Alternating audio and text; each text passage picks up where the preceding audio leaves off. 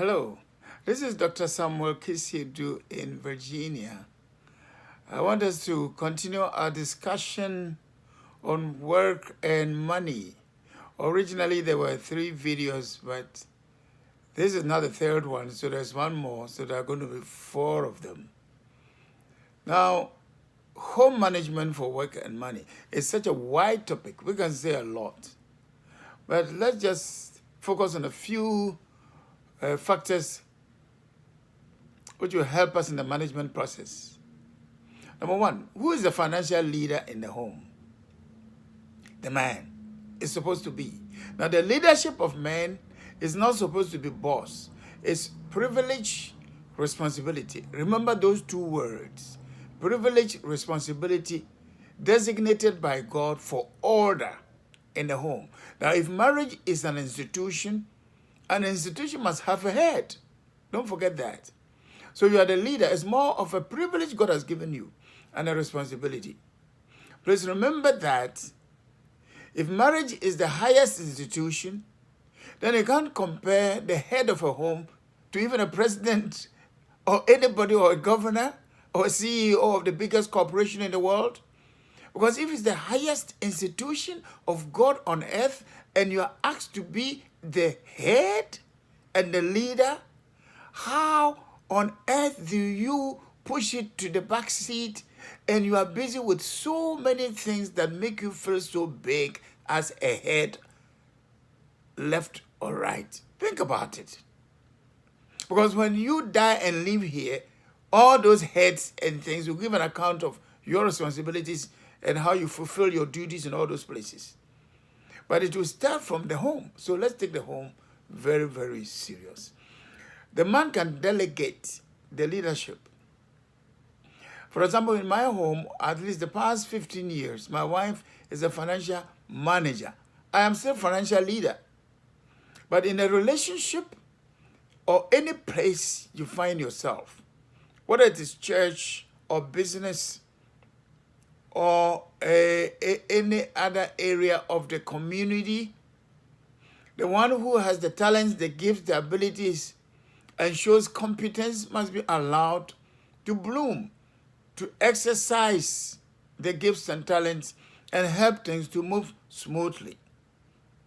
Don't try to force because you are the head and you don't have time, like I traveled for. Last year, I was out for 12 weeks.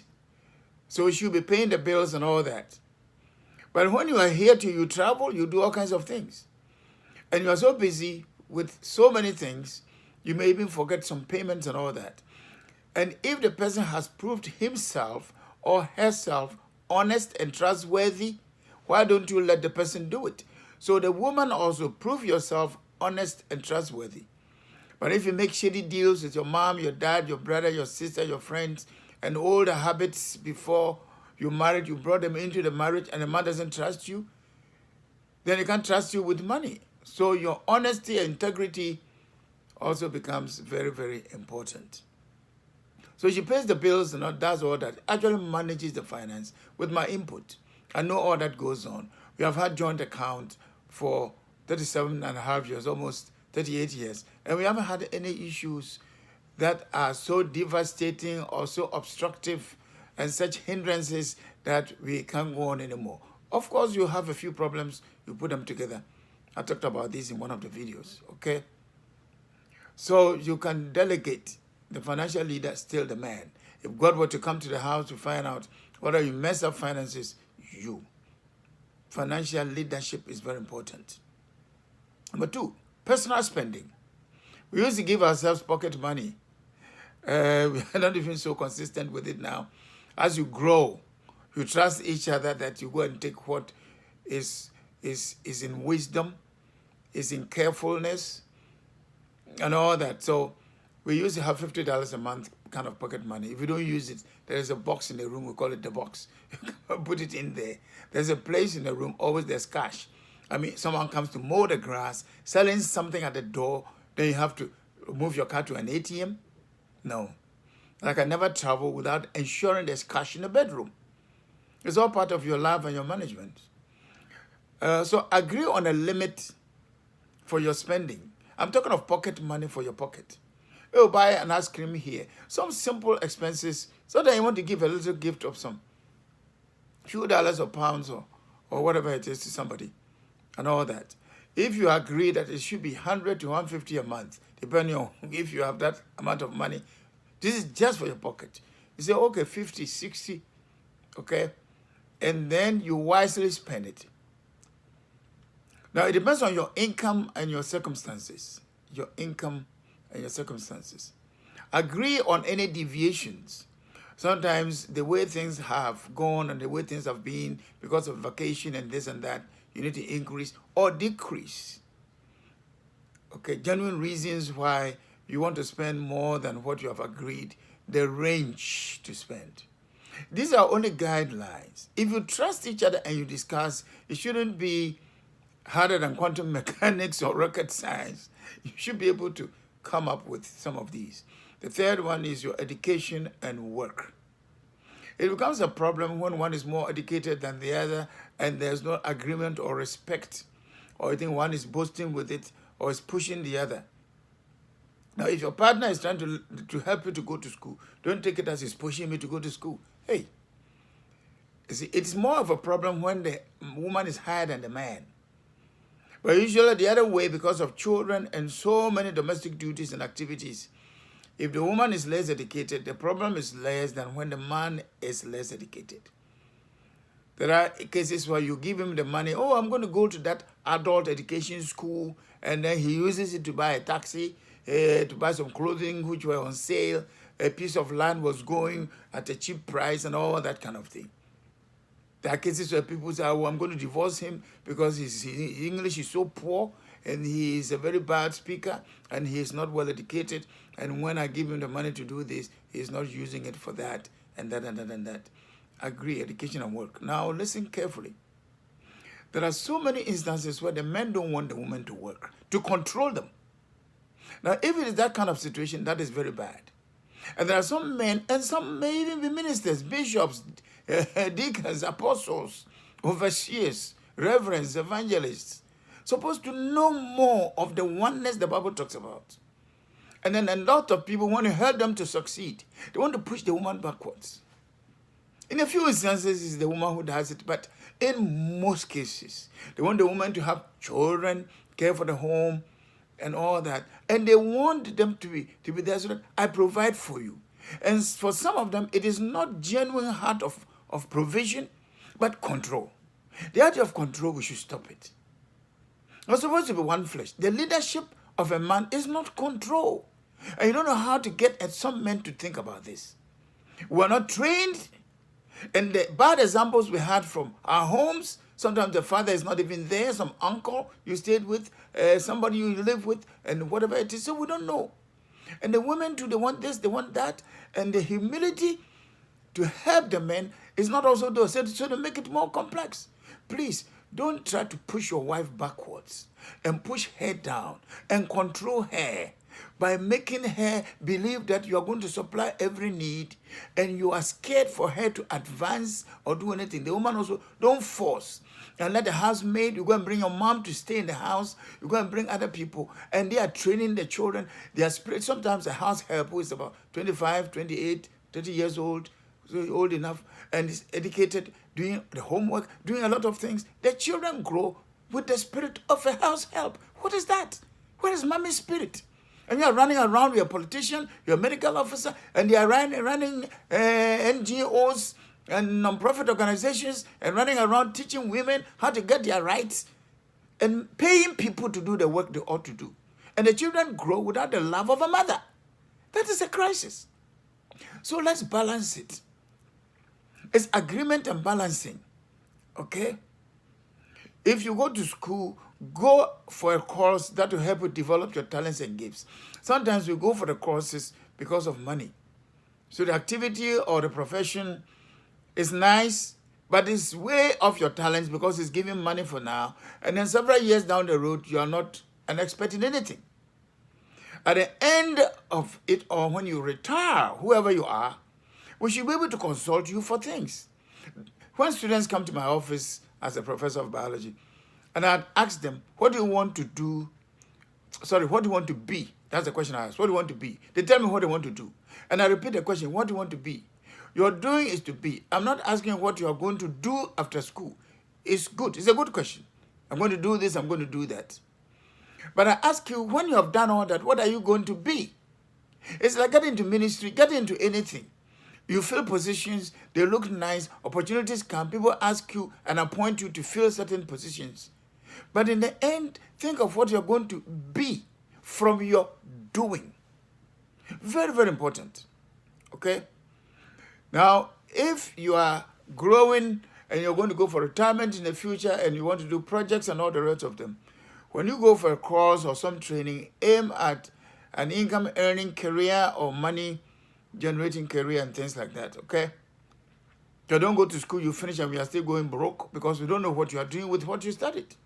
Some say, I'm doing business. And you have some of these people doing business, bringing nothing home, and the woman is toiling. There's a case where someone traveled 2 years to the United States, brought nothing back, says, I'm doing business. You have the degree from university. Okay, if you have had a degree, see what you can do with it from small stages. But the person is saying, I'm doing business. And this idea of selling one car from Japan or from China or somewhere from Europe or North America and say, I'm doing business. And then you have a little kiosk sitting somewhere with toilet rolls and cookies, that is biscuit, and having some toys and a few other things, and then you have a complimentary card calling himself CEO of Toilet Roll or Cookies or Drinks Incorporated. And you think you're going to marry a CEO, and it's just a small place, you can't even turn yourself. Let's stop that type of thing. You see, if you're going to do business, I'm doing something online. And these days, I am doing consulting. I'm a consultant. What do you mean? What are you? Why are you going to end up with it? And then say consultant, and you are sitting there trying to find yourself. Some of them is just being a middleman. He will take contracts, areas where he has no knowledge of, and ensure that he gives the wrong impression for buildings, for land, for even business, for writing, music, and some things about medical stuff. They will build a clinic. They have no knowledge of what a clinic is supposed to be, and they will employ people, and he's going around and telling people as if he's a medical officer and all that kind of thing. I'm doing business of clothes and selling this and selling that. Now, manufacturing is a problem. People are only buying and selling without getting into manufacturing, which is also a crisis. What I'm saying is that don't give false impression to somebody. Okay, so take your time and do it well. Okay, according to your talents and gifts. Some things you may do them temporarily on a small scale to get something, but be very careful how you allow some of these simple things, and then in the end, jack of all trades, master of none. People should be able to consult you for some things. We know that sometimes you go to school and God has some talents and gifts he has deposited in you. So what you actually learned in school, it will finally be changed or altered in some line or direction. It happens. But in a number of cases, we are all weather people. We have all weather students, all weather professionals, all weather Christians. According to the weather, they move. When the weather changes, they change. You see, it shouldn't be like that. So educate yourself well. Be careful of unnecessary titles. Don't give wrong impression. Number 4, if you want your wife to stay home, joint account the best, whether she stays home or not. At least, even if you don't want to have joint account, put a percentage of your money, a reasonable amount together, and learn joint financial management. Very important. If you want your wife to stay home and there's no joint account where she can freely go in there and will stay home after the pregnancy and then the first child and the second child, don't let your wife always come to you for money. Open an account for her. Open a bank account for her and put something reasonable from your salary into that. Now we have a lot of things also you can do from home because of technology. So find out something the woman can help to do at home also. Money becomes an issue. Then she wants company. Don't use all the time to run around because she's not going to work or going to places, she needs your company. You see, don't begin to give excuses. I'm the income earner. I'm the one who pays the mortgage and the rent and everything. And you're not making time for the home. And she feels lonely. You see, then housework. You have to be helping her too. You're not saying every day go around everywhere and cook and wash and do this. A woman has an agenda from morning to evening. There should be some washing, some cooking. I have to do my hair, whatever it is. If by 5 p.m. she was able to do only two, do some washing and some cleaning, or some cleaning and some preparation of some meals.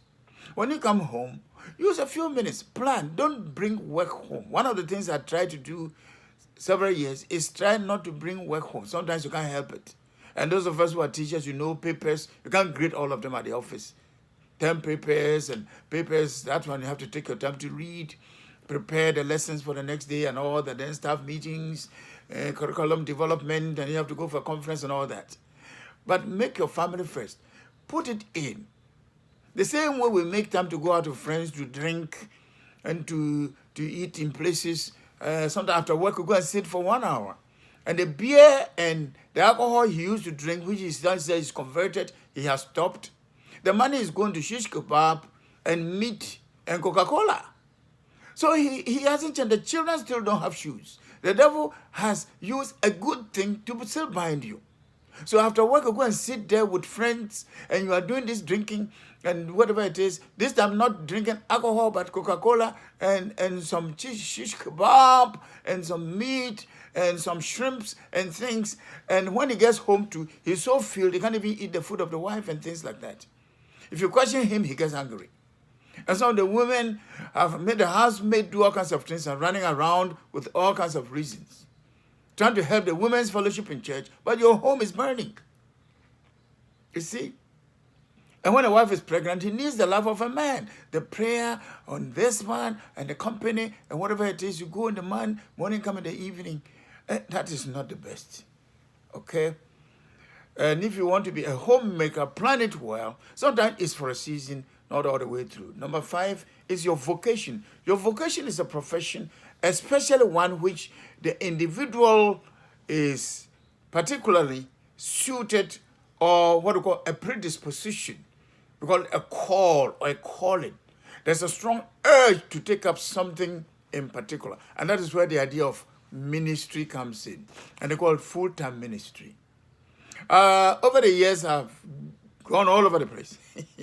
And I remember one time I preached in my hometown, and the Presbyterian pastor, that time I was a student in the university, he mentioned some names of some big evangelists in the country and ministers and asked me, do you know them? I said, they are my friends, I know them. Then he made a surprising comment. He said, when I see you coming from Tutuakwapim, going to Kwapim Secondary School, then going to Abrook Girls in Adonti, and come to Women's Training College, all on a Sunday. And then Friday I had been at the Abrook Girls Secondary School doing this. And I go for the evening stuff. He said, and you come from the university as a student. He said, but yours is more than full-time for those people. I was surprised he said that. You see, no matter what it is, don't go to what we call full-time without financial source. You see, don't go into a religious thing. Sometimes it's a voluntary where they are not paying you because it's nice, patriotism and all that. Yes, but they must eat. It's like romance and all this won't put food on the table. You must be responsible as well. I love you, I love you. Oh, you look so good. Oh, wonderful. Oh, oh, oh, oh, oh, oh, oh. You think it's going to put food on the table? You must work too. Okay? So what I'm saying is that if you want to go into full-time, not like someone who was called me and said he was divorcing. Why? My husband had a good job. The Lord has called him. He doesn't tell me where you get money from for me and the children.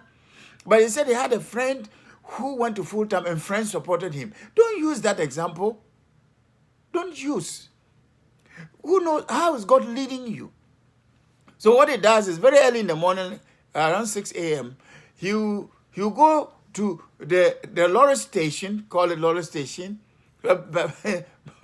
passenger car station or bus station, where people have lined up.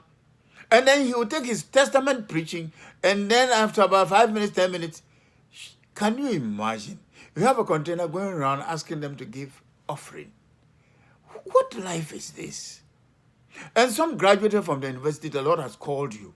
Let God guide you. Because if you're not careful, you spend 50% of your time raising funds.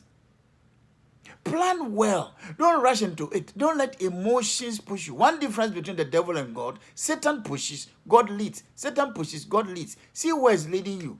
If I had listened to people for years, some of you have even challenged me. When you started, you're my friend, I wasn't anything, now I'm a bishop. You are still sitting there. Then I was an elder in the Assemblies of God Church in New York, where someone called me, "Hey, so what are you doing?" I said, "Oh, I still am a professor of biology at Lehman College." And then later on, other places I taught around New York. And then, "So what are you doing?" I said, "Oh, I still do my evangelism. I have my group. We go out to minister in churches. We even drive all the way to Canada by road to minister and all that. And I'm an elder in an Assemblies of God church in the Bronx." Hey, I'm a bishop. You sit there and you're elder in a church. And my wife says, "Don't mind him."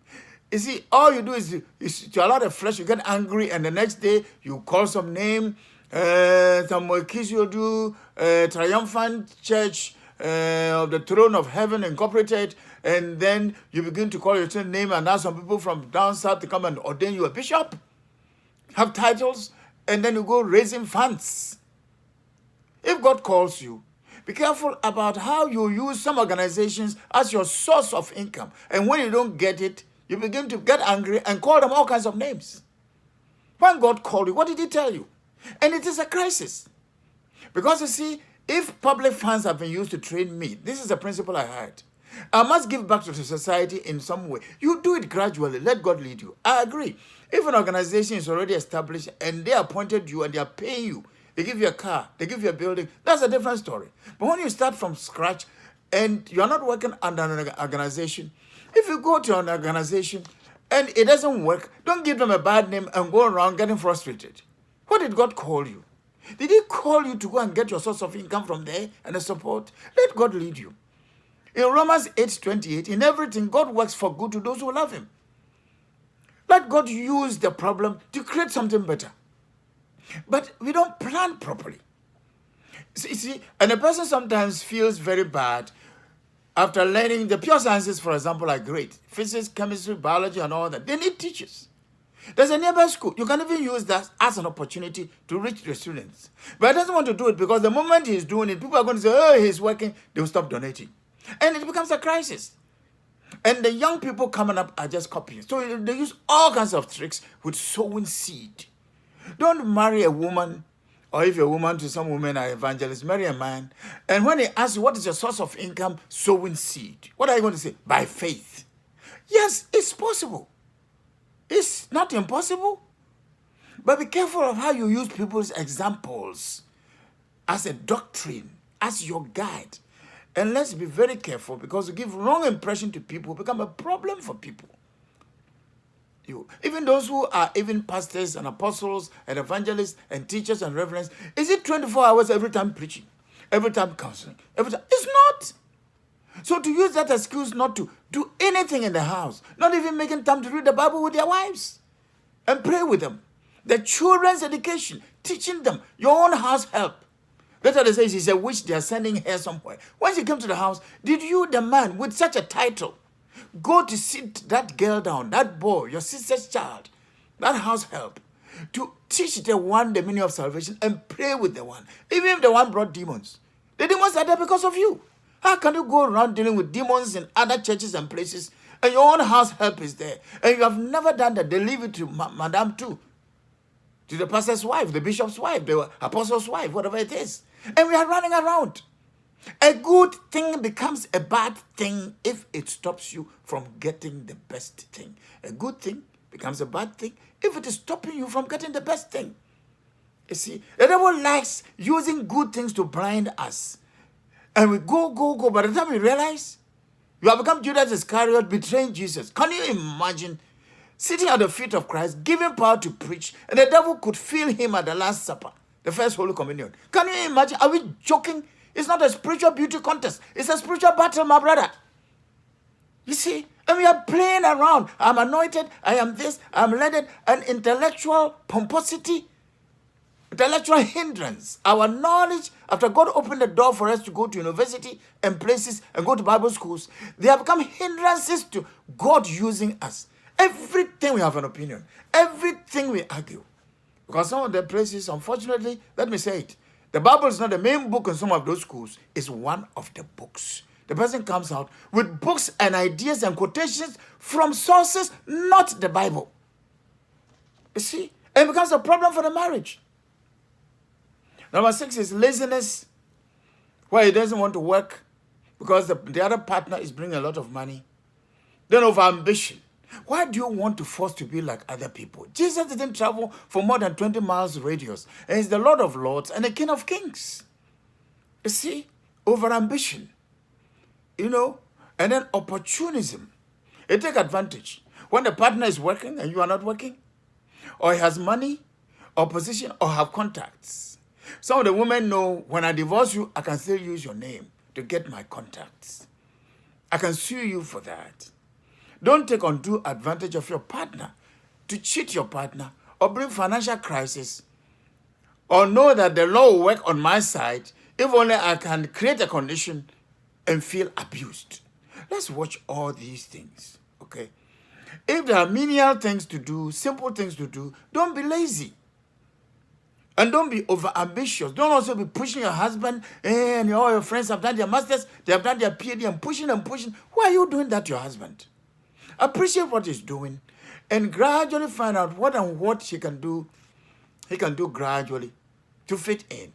But you're pushing your husband, you can't appreciate the effort he's making because you are comparing your husband with other husbands. Sometimes you do that to your wife too. And then opportunism. Some will never get out of the family house. And if it's detached and like they can be there alone by themselves a little bit, and some have had such problems where whatever you do there, the family can hear. And they have been there for years. They have no plans to move anywhere else. Anywhere else. You have to move to join your husband, your wife. The man moves. In Genesis chapter 2, 24, 25. And then they were not ashamed. The last one is the influence of families and friends. Agree with your partner about influence of family members and friends. Let them know when you are giving money. Let them see you are together. Don't let anybody come between you and your spouse. If you please them, and God won't be pleased. Then at the end of the marriage, several years down the road, instead of a grade B plus or A, you are around C minus or a D. So be careful about that. I agree sometimes you are called by God, and it is such that it's difficult to work. We know that. I'm not talking of belonging to an organization, but you see, God's grace, you see, or let's put it this way, God's love will not lead you to where his grace cannot keep you. God's love will lead you to where his grace can keep you. If God calls you and he knows this kind of ministry I've given you, this kind of job, this kind of voluntary work, this kind of thing, you need support. The God who called you and allowed you to come into the world knows how to take care of you. God provides and God protects. He provides beauty, provides talent and gift, provides ability, the calling, gifts, talent, opportunities, and he knows how to protect. He knows how to make people care for you. And make sure that if you're also there and you are in any ministry, whatever it is, and they are paying your rent and whatever it is, don't say, hey, you're not paying rent. So you ignore the woman and make the woman struggle. And it happens sometimes. They say, are you paying rent? They have given us a car. They have given us this. And you won't let the woman know what he's doing.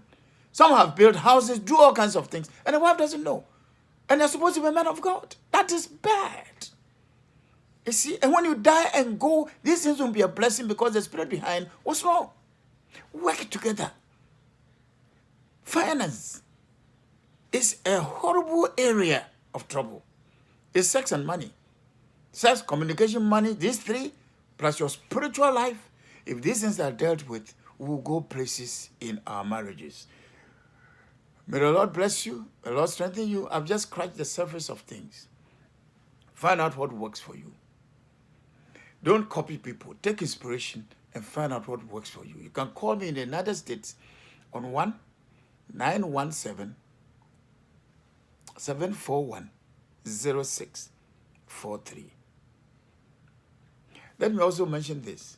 Be careful about taking advantage of the spending, because your partner is quiet, so you keep on just spending and using it anyhow, and you siphon some here and there, making plans with your sister, your mother, your brother, and this and that. And you buy shoes that have nothing to do with anointing. You want to put on that shoe to preach.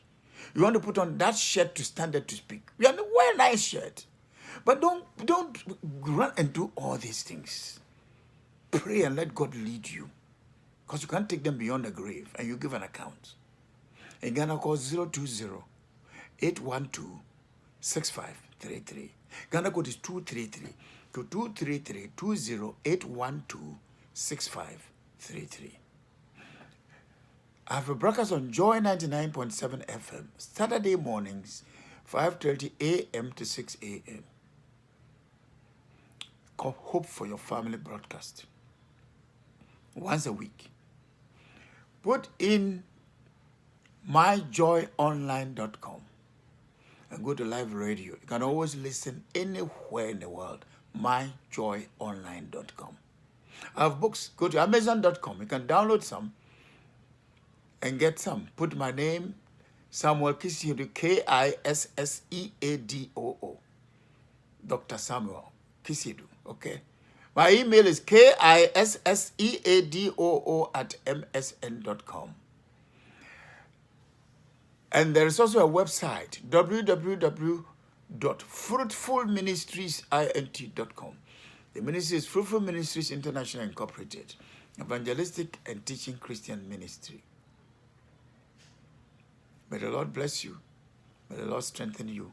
May the Lord guide you and manage your finances well in the home with honesty and the fear of God leading you. God bless you.